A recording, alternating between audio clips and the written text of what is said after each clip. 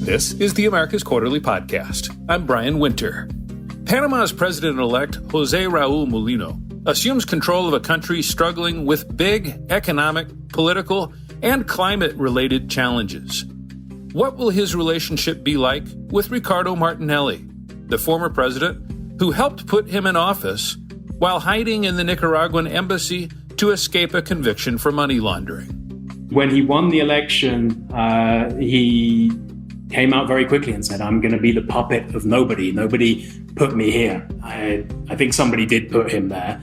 His speeches were quite conciliatory, and even people from the opposition were pleasantly surprised about the message he sent out about reaching out to all sides of the political spectrum.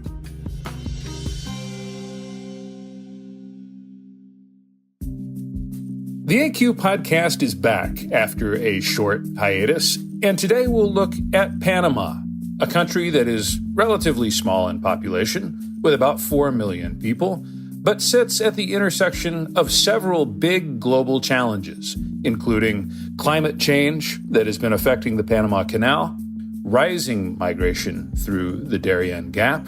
Panama is also a fascinating theater for the U.S. China competition, as Beijing has expanded its presence in the country, including near the canal, over the past decade. From July 1st, the president will be José Raúl Mulino, who was just elected president in a one-round election with more than 34% of the vote. Mulino is the political heir to former President Ricardo Martinelli, who was disqualified from running by courts following a money laundering conviction and an impending 10-year prison sentence. Mulino inherits a country in a bit of a funk, with an economy expected to grow only about 2.5% this year, way short of the impressive rates of the last 20 years. It's facing big fiscal challenges as well. So today on the podcast, we'll try to explore what to expect from Mulino. Will he be his own leader? Whether Mulino can, quote-unquote, close the Darien Gap, as he has vowed to do. Is that realistic? We'll talk about the large copper mine that has also been a center of controversy and protest in Panama. Our guest is Mat Youkee. He's a journalist who has covered Latin America for many years, and Panama specifically since 2018. He wrote a great piece for AQ last year on the history of the Darien Gap. You can find that in the show notes on this podcast page on our website. He also wrote a great recent overview of Panama for The Economist. Mat, welcome to the AQ podcast. Thanks, Brian. It's a pleasure to be here. So, Mat, as I said in the intro, Panama in recent years was fairly stable. It's an economy that had grown consistently, really going all the way back to 1999 when the United States relinquished control of the canal. That story has now become more complicated. What happened in your view? What went wrong? Well, you're right that Panama has had basically 30 years of very strong growth. Immediately after the overthrow of Manuel Noriega in 1990, the Panamanian GDP per capita was about $5,000, which is lower than countries like Brazil or Mexico. And then by 2022, this country had a GDP per capita of $39,000, by far the highest in Latin America. During that period, there were three main drivers of that. The early governments in the 1990s introduced a lot of free market reforms that brought, over time, international investment, a lot of multinational companies setting up their regional offices, a lot of NGOs and other organizations have their regional offices in Panama. And in 1999 to 2000, the turn of the millennium, Panama received control of the Panama Canal.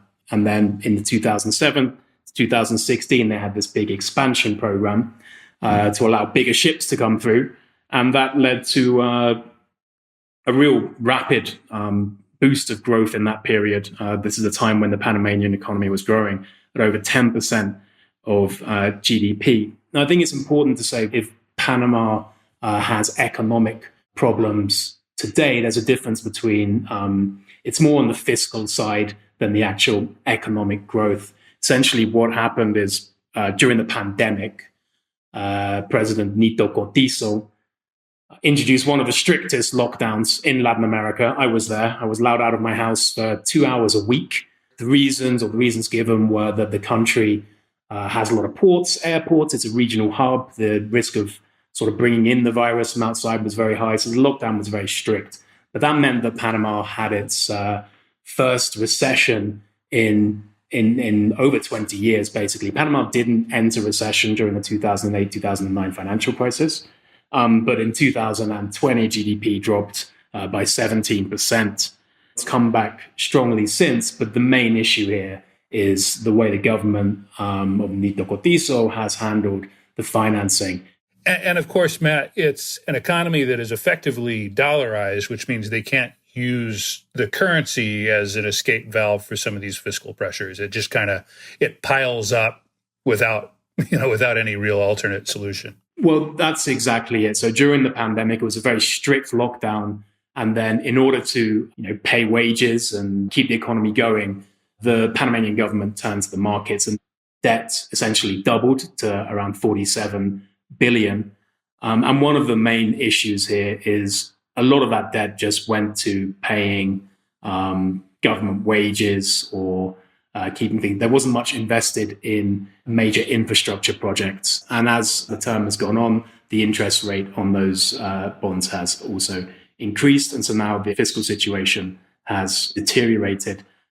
One thing that strikes me, Matt, looking at the polling there is, you mentioned the economic problems. But of course, those come after a long period of not only stability, but growth. But you look at some of the polling around social dissatisfaction, and it's very clear that Panamanians are very upset. And of course, we've seen this movie before. Prosperity, it tends to awaken expectations as well. And so you don't have people looking back and saying, gosh, we had a really great 30 years. Maybe we should be patient. It's really, we've seen again and again. Brazil was an example of this several years ago. People say, no, you know what? We got a taste of what growth and an expanding middle class is like. And when that stops, they tend to get really upset.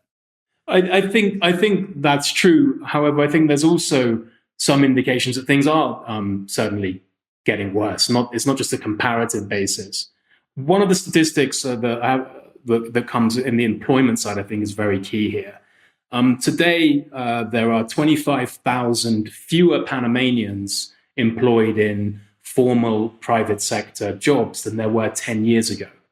And for each one of those jobs that's been lost, 3 have been created in the public sector and 8 have been created in the informal sector.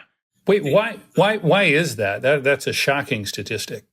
It's a shocking statistic. The reasons are that it appears to be that the foreign direct investment is down. I think inequality is obviously a major issue here. I think that for a lot of Panamanians, they believe that the political class, they call them the Rabi Blancos, the rich families who control this, sort of have benefited most from Panama's open policies, and they sort of give just enough back to keep their base happy, their supporters happy, to prevent major protests or major social problems in the country.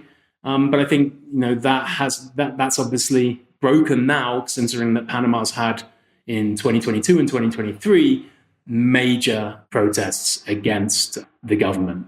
Yeah, I mean that $38 or $36 or $38,000 per capita GDP that you cited at the beginning puts Panama on a par with some developed countries. But of course, you spend 5 minutes in Panama and you see that's not really the reality. Yeah, it's not. A lot of that, anybody who's been to Panama will know that it has a sort of Miami skyline, lots of big SUVs driving around. But if you go outside to the outskirts of the country, these are conditions that you will find similar to many countries in South America.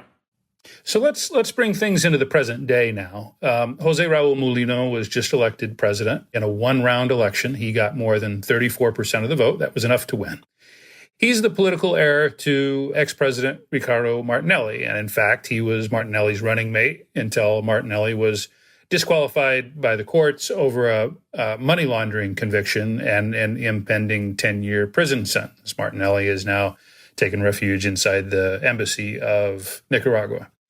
So that's a complicated situation. Can you tell us a little bit about Mulino and what he is proposing to get Panama out of this stagnant situation that it's in right now? So Mulino is a lawyer by profession. He was formerly a minister during the first Martinelli presidency, but he's never been up for public office before. He's never had to, go out and campaign and receive votes. And to a certain extent, he didn't really do it during this election either. We had 8 candidates, but the main player was a 72-year-old supermarket magnate taking topless selfies in the back of the Nicaraguan embassy. You're referring to former President Martinelli, of course, his political mentor or sponsor, I suppose. Yes, Ricardo Martinelli. He remains the most popular politician in Panama, and his popularity surprisingly transferred quite easily to Raúl Mulino. If he says vote for Mulino, his supporters do it. And Mulino didn't partake in any of the debates that were held on TV. And he didn't really go in for some of the tougher interviews with some of the Panamanian media organizations. So it was kind of hard to work out what he stood for. I think to a large extent, he ran on the basis that people would expect him to be like Martinelli. He promised to put more chen or money in the pockets of Panamanians. Martinelli is remembered for this period of great expansive growth that Panama had during the expansion of the canal. He was a guy who built metros and other major infrastructure projects that had major benefits especially for the sort of poor people in the suburbs of Panama City. It allowed them to get in and out of the city. And he's very popular on that basis. However, it was slightly concerning that given Panama's current economic situation, you probably don't want somebody of that character who likes to spend money willy-nilly running the economy for the next 5 years. So that raises the question that it feels like we ask a lot on this podcast, which is how will the apprentice, in this case, Mulino, be different from the person who helped put him there? We've asked this recently with Mexico. We've asked this over the years with countries like Colombia and Brazil. And here we are again. I mean, what can we expect from the dynamic between Martinelli and Mulino? Okay, so first of all, I think Mulino definitely lacks Martinelli's charisma. But actually, when he won the election, he came out very quickly and said, I'm going to be the puppet of nobody. Nobody put me here. I think somebody did put him there. But his speeches were quite conciliatory. And even people from the opposition were pleasantly surprised about the message he sent out, both about reaching out to all sides of the political spectrum, understanding the challenges, both on the political and the economic side, that Panama faces, and also saying, he said, I'm the last old guy who's going to hold this position. The next president will be somebody much younger than me. And that's recognition of the mobilization of young people that's happened in 2022 and 2023 with the protests. In terms of his cabinet, he's elected some very serious people.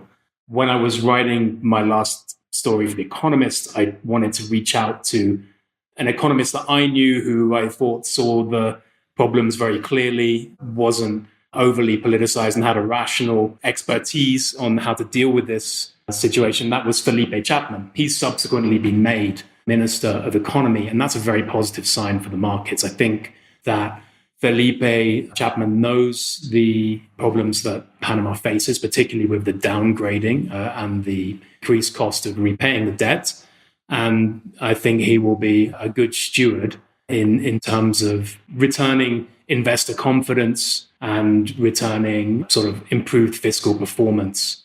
The profile here then is basically center-right, trying to curb some of the fiscal excesses that you described during the Cortizo administration. Is that about right? That's about right. I mean, most of the candidates are center-right in the country. The question is this somebody going to be, you would imagine a Martinelli candidate would have a expansionist economic policy and plan lots of wild investments, but I don't think that's going to happen with Felipe Chapman in charge.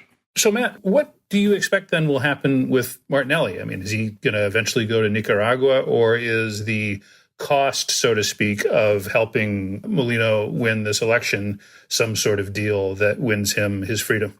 I think the short-term solution would be for Mulino to allow Martinelli to leave the Nicaraguan embassy and take a flight to Nicaragua, the country, where he's been offered asylum. That would also, for Mulino, give him the opportunity to sort of be president without Martinelli's shadow directly in Panama. In the long run, Martinelli has other allies in the National Assembly now who may well try to push for some sort of future amnesty for the former president. We'll be back with more after a short break. What does AI's tectonic change mean for Latin America? Are youth losing faith in democracy? Can the region power up its lithium prospects? Latin America in Focus, a podcast of the America Society and Council of the Americas, takes on topics like these, giving context to the big issues affecting the region today. Subscribe to Latin America in Focus wherever you get your podcasts.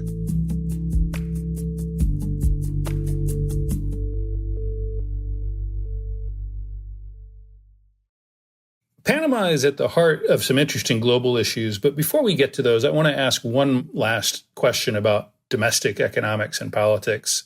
And this regards the First Quantum copper mine. This is a $10 billion mine. I mean, that's huge for any country, but particularly for a country the size of Panama. It's arguably the country's most important project since the Panama Canal. And it's sitting idle right now after nationwide protests that stem from a tax deal signed in October.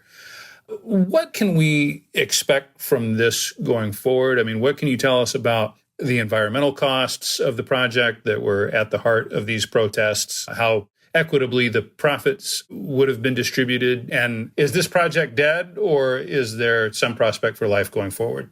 So all mining projects have an environmental impact on water, loss of habitat, dust kicked up by mining trucks, biological corridors, and the Panamanian copper mine is incredibly large, and so those impacts are multiple. I'm convinced that lots of young people who went out to protest the mine did so with environmental concerns in mind.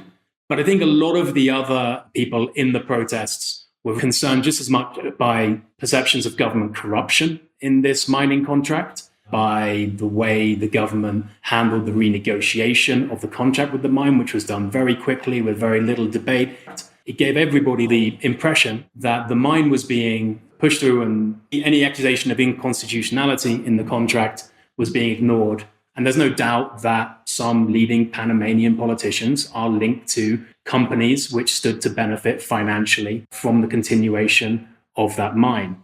Mulino finds himself in a very difficult situation. Like I said, he's more of a technocratic background. I think he understands the importance of this mine. This mine is now a very important part of the Panamanian economy. And also to shut it down would, first of all, cost money. And second, it would also open an international arbitrage case.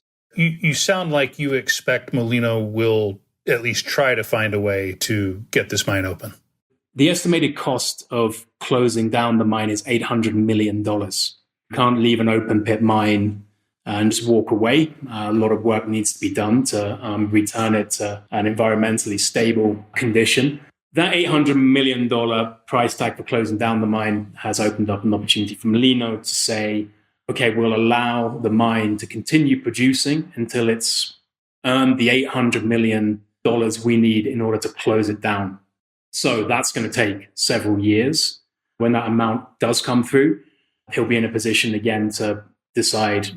Switching gears here, Matt, let's talk about the Panama Canal. This is an amazing global story. About 5% of global maritime trade goes through there. And this drought earlier this year caused this huge decline in crossings. It had an impact on world trade.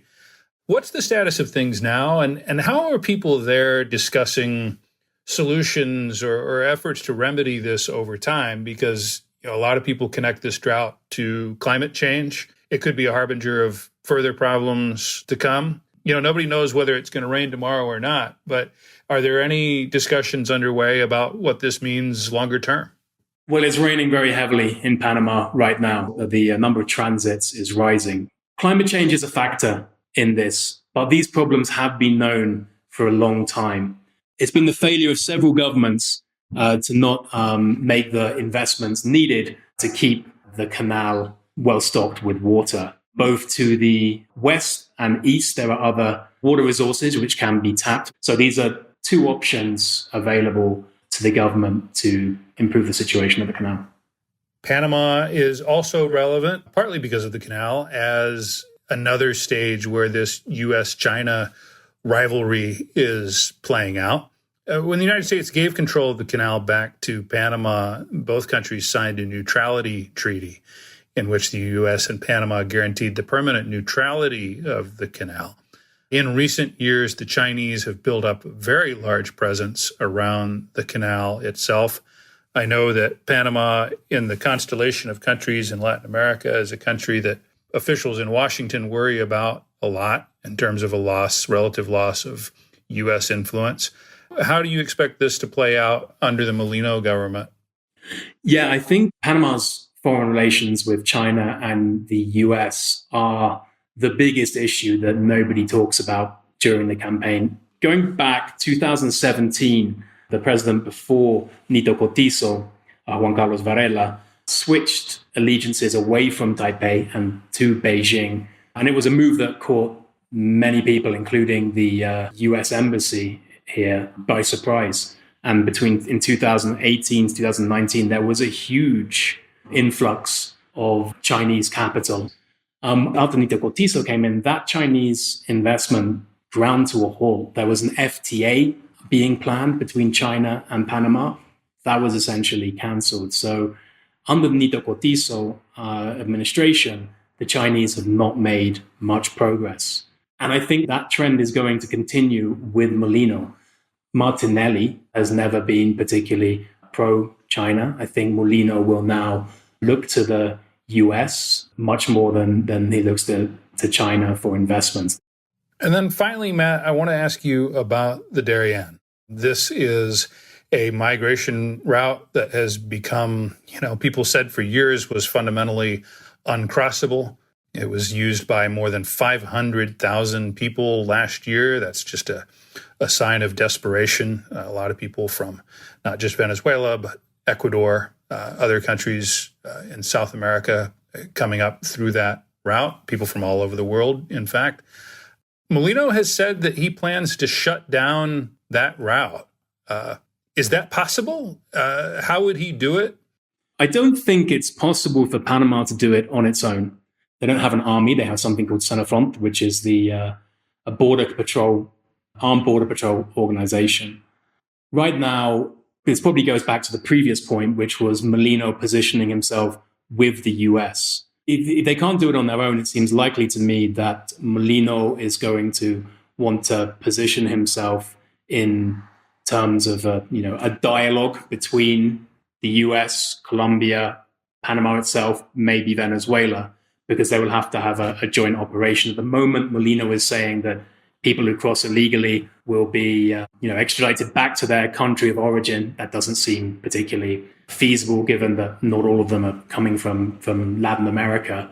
And the Darien itself, there are so many crossing points right now. There are so many different ways to get in. There's such a pressure in terms of demand, and there's such an economic incentive for quite violent, principally Colombian armed groups to keep these routes open. I don't think Senafront wants to have a confrontation with the Clan de Golfo. So I think this is, at this stage, largely rhetoric. Maybe as well, if Donald Trump were to come to power, he has a certain affinity and friendship with Martinelli. Doubt he has a relationship with Mulino. But in terms of Mulino doing it on his own, I think he's just showing willingness to work with the US principally. It's a fascinating and sensitive diplomatic, economic, and political dance ahead for this new president. You've outlined it well. Matt, thanks for joining us on the AQ Podcast. Thanks very much. Thank you for listening to the America's Quarterly Podcast. If you enjoyed this episode, please leave us a review, give us a rating, and subscribe wherever you get your podcasts. The America's Quarterly Podcast is produced and edited by Luisa Franco. Our sound engineer is Gabriela Baez.